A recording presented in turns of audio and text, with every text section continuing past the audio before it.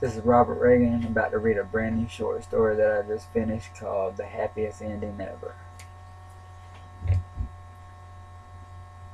No one should have to face their problems all alone. It takes sharing your tragedies to completely make them vanish from your thoughts. Truly, they never will. They'll always be there in the back of your mind, memories waiting in a welfare line for you to remember them.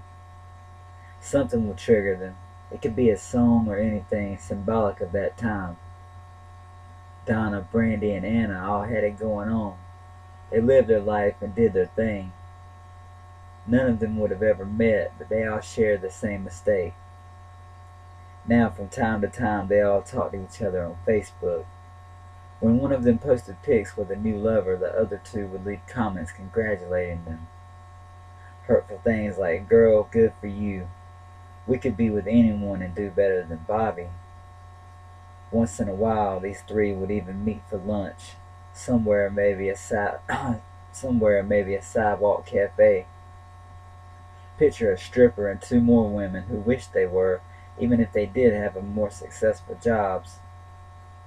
Each of them would be wearing either jeans with a halter top or a summer dress. They'd definitely be wearing dark sunglasses. Sitting there, they talked more about this guy Bobby. Laughing, they started out with insults like, "Girls, what were we thinking?" They insult his gray hair and receding hairline. But at one point in their lives, they thought he was handsome. One will say, "Girl, have you seen Bobby's new videos?" The other two would have shocked expressions, then crack up laughing and say, "You watched it? Girl, what's wrong with you? Nobody watches that shit." Yeah, Bobby was a writer.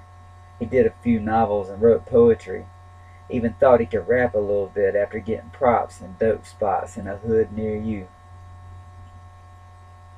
Like his ex had said, nobody watched his shit.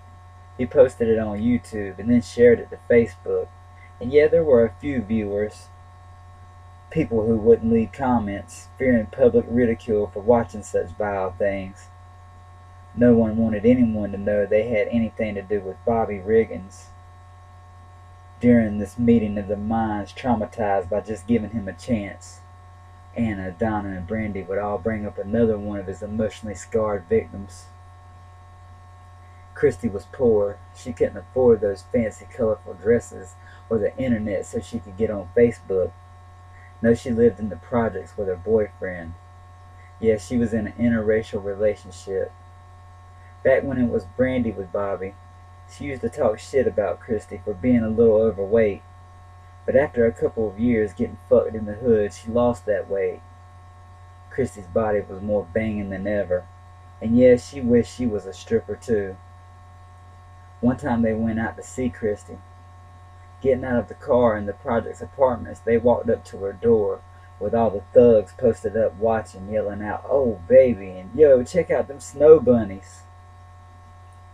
They keep them white girls, Christina Aguilera, whether they're long-legged and in the flesh or chopped up in long lines on a plate. Christy welcomed them in. She knew Anna from Bobby cheating with her. She met Brandy a couple of times. Brandy knew Christy as the chick Bobby cheated on her with. Long ago, they all settled their differences. Sitting there, they all talked about those old times. Christy's boyfriend was looking at the four of them while smoking a blunt and drinking a 40, picturing himself with all of them in bed, being his white sex slaves. He didn't want to hear about bitch-ass Bobby. He would have beat his white ass if he hadn't broke his little chicken neck. Hell, he didn't care if he left that faggot paralyzed, but Christy threatened to leave him if he ever fought Bobby. It was hard not to want to kill him for all the evil things he'd say and do. Christy talked about him beating her and destroying her things. Donna was lucky to have been with Bobby before he completely lost his mind, but even she knew something wasn't right about him, even way back then.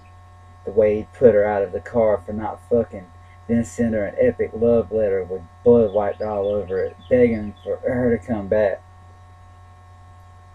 Brandy brought up the time that Bobby cut himself nearly to shreds with a razor blade in a motel room because she wouldn't fuck him.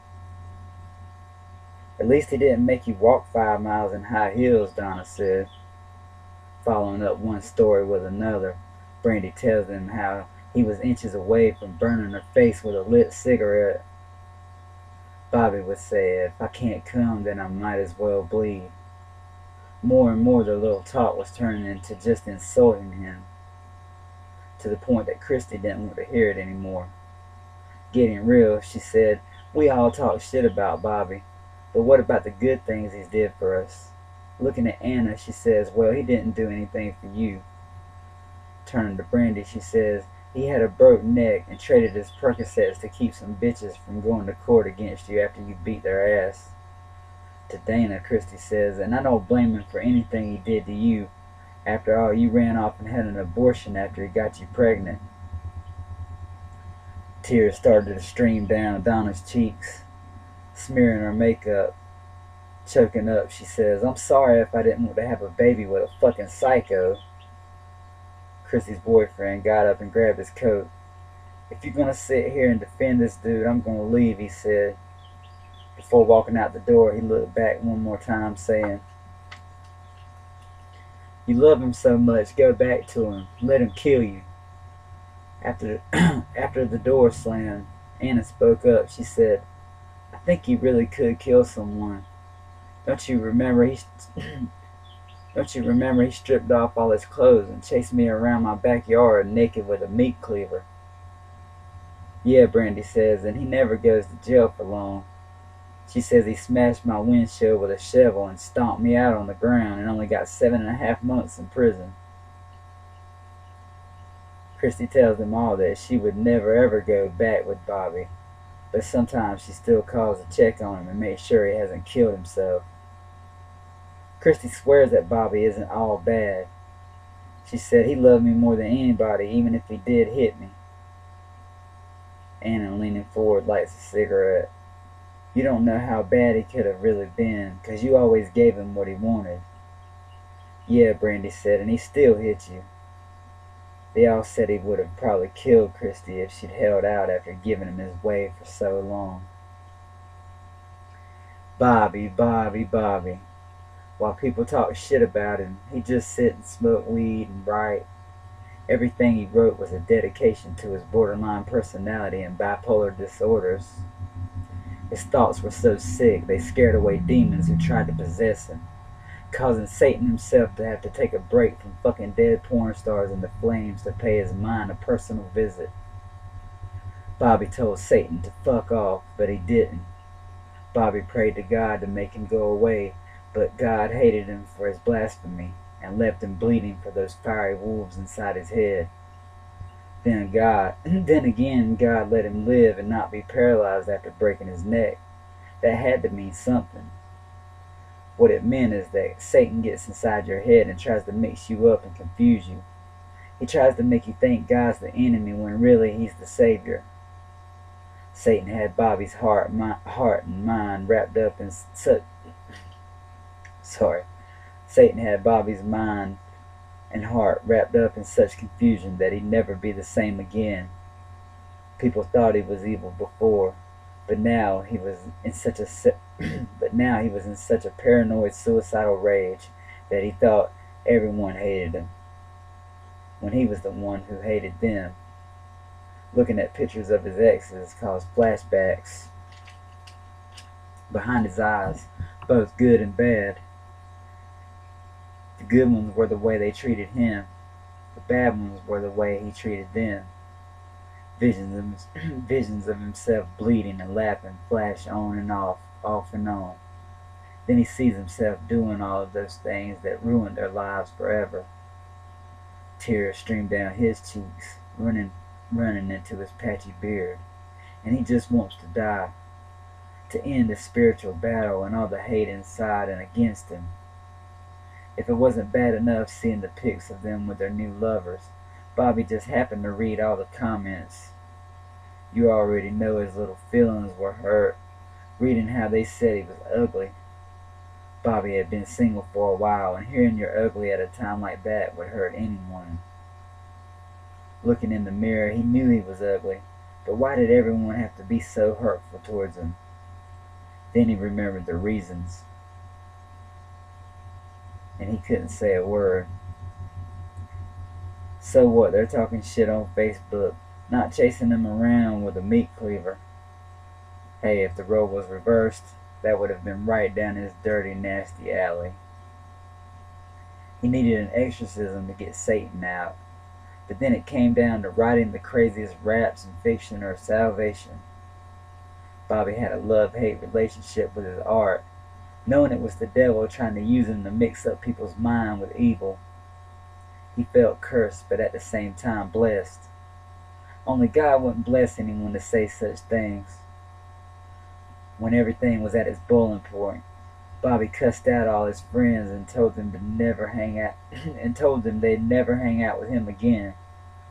Like they were supposed to care when all he did was whine and go on like a drama queen, not king. Bobby's dad was a hard-working man who had a lunatic for a son. Despite this, he did everything he could for Bobby until he cursed him out and wished he was dead.